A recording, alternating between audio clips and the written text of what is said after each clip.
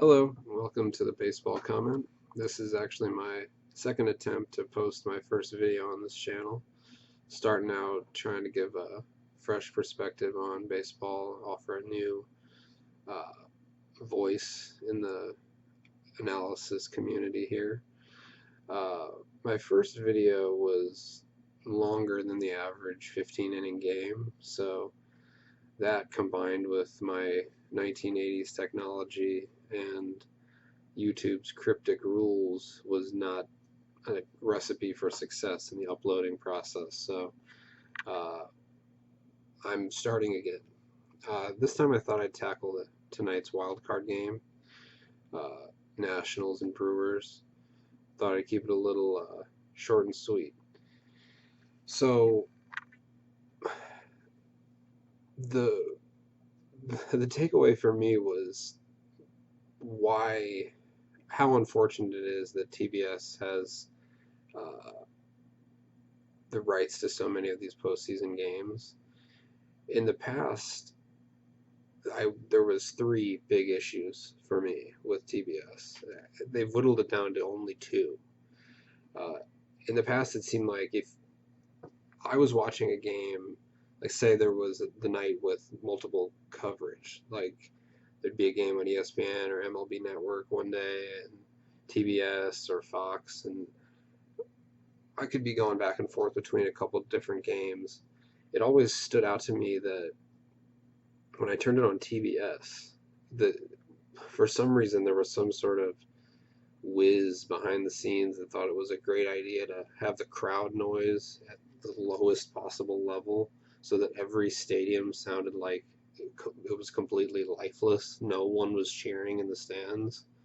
It seems like they've gotten a little bit better at that, miking up the crowd or whatever technique they're using. It's no longer like a golfing match, it's a baseball game.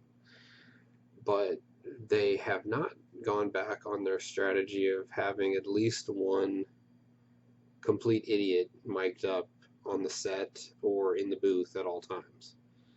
Uh, I don't mind Ernie Johnson, he's okay. Ron Darling is one of the best, but Jeff Francoeur, I was just like puzzled. I was trying to figure out who it was. It was like watching a regular season game where once in a while an ex jock will show up in the booth and it'll seem like, oh, why? I guess this guy's trying it out. Somebody's giving him a shot. It was one of those. It felt like. I mean, I'm sure he's done it before, but it didn't sound like it. Uh, his analysis was kind of lame, uh, as lifeless as the crowd sounds used to be. And as a longtime fan, I had to roll my eyes a couple times at some of his uh, analysis of the batter's performance, particularly what pitches they should have laid off. Thinking back on his career, which was one wild, uncontrolled swing after another. I'm being a little harsh, but the point is, that was a rough way to start the postseason with that combination in the booth. But then, of course, it's a yearly tradition with TBS that there's some commercial they have to play twice every commercial break. So by the end of the game, whatever that ad is, I'm completely determined to never take part in that product. Tonight, it was some sort of sign of the times collapse of Western civilization ad for, uh, I guess it could be generously called a game show called the Misery Index. I don't know how many times I saw that ad during the game, but it was the first time was too much. So seeing it over and over again, it's going to be a fun postseason with the Misery Index being shoved down my throat the whole time. Thank you, TBS. So, unfortunately, the second part that was unpleasant about the game was the umpiring. I'll give the umps credit for getting a couple of the replay calls right and not dragging that out. That they deserve props for that. But Mike Everett behind the plate, that was a poor performance. I don't. It goes without saying that sometimes an umpire, it seems like, will have a bad call and then there'll be a makeup call. Then, or maybe, and I don't. I think at times it might seem like, oh, this umpire calls the outside corner, and maybe that's true, or maybe it's just in that game. But a lot of times, if an umpire seems like they're given a big strike zone or a small strike zone, whether it's intentional or not, whether it's something they do every game, or whether it's something where they realize they've maybe been following a pattern, so then they have to stick to it. Most of the time, when an umpire is making some questionable calls, I can kind of follow along that maybe they've got some kind of strategy going in their head where they have to continue to make a poor call so at least it's consistent. But with Everett tonight, it was clear that yes, the strike zone was big, which I don't mind that, but it was like high, low. There was no rhyme or reason to what was a ball and what was a strike. So it must have been extremely frustrating for the batters. But getting to the game itself, I'm saving the good stuff for last. It was a great game. Not how I thought it would go. I mean, I anticipated Scherzer pitching well. Uh, Maybe that was a mistake. I also could have seen him imploding, which that didn't happen either. I mean, he didn't pitch great, but he kept them in the game. But it, for most of the game, it was an unpredictable game because I wouldn't have I would have seen either Scherzer dominating, Scherzer imploding, and the Brewers running away with it, or it being a close game and the Brewers nailing it down with Hader at the end. So basically, all three paths that I saw the game going went out the window. That's not what happened. Juan Soto and Anthony Rendon, my concern going in was that their slump was going to extend into the postseason, and there were signs of that in a way. I wasn't impressed with Rendon in the game at all. I think his swing's off right now, but needless to say, Soto proved me wrong. I think he's going to be the best hitter in the game, if not next year, sometime in the near future. He's already up there. Unfortunately, I think another legacy of the game will be how this affects player reputations going forward. There's three players I have in mind, unfortunately. First, Strasburg versus Scherzer. Strasburg has always quietly pitched well in the playoffs, and I think his performance against the Cubs a couple years back kind of embodies his postseason career when he had that game where it seemed like he was trying to flake out or he was sick or something and then wasn't going to start and then suddenly did start and it smelled like it was going to be a complete disaster and then he went out and completely dominated.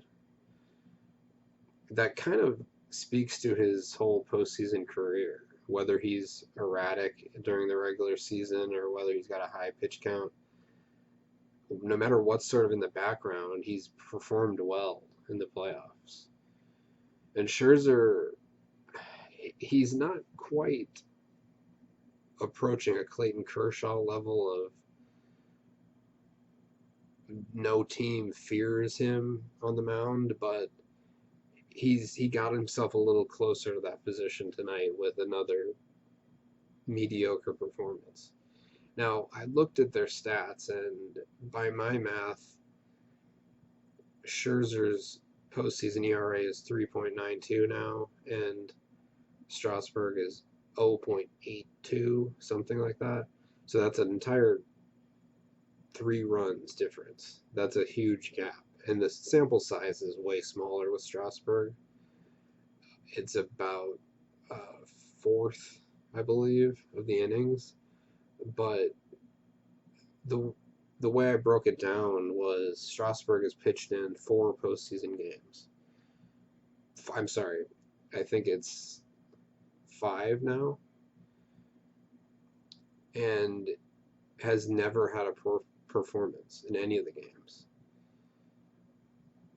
Scherzer, it's not like his postseason track record is littered with bombs. He's not been horrible too many times, but it's more than a handful. It's 4 or 5 times when he's gone out there and just laid an egg. And there aren't enough completely dominating performances to throw those out the window.